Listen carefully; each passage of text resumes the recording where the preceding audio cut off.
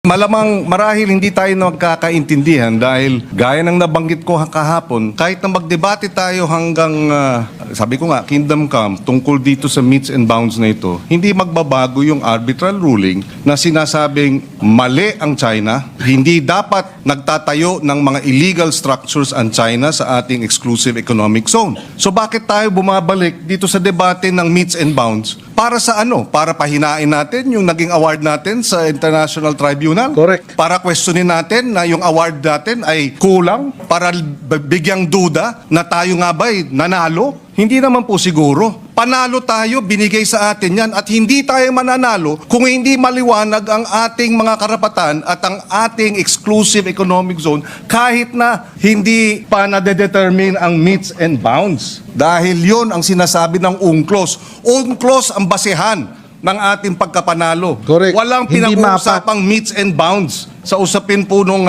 determination ng ating exclusive economic zone, Mr. President. Sana po, kung maintindihan ng ating butihing senador yun, hindi tayo magkakaroon ng ganitong hindi pagkakaunawa. Di maintindihan. Sinupalpal ng pera ng China yung mukha niya eh. Ang flawed ng logic niya eh. Bakit ka naghahanap ng coordinates? Actually, you can pinpoint the coordinates here kung tutuusin. Ayan ang coordinates oh. West Philippine Sea. Oh, ayan ang coordinates. Oh, location. Ayan. Yan ang coordinates siya. Oh, gusto niya sukatin pa tong buong to? Malino naman eh. Sinabi 200 nautical miles eh. You are majoring on the minors. It is a minor issue.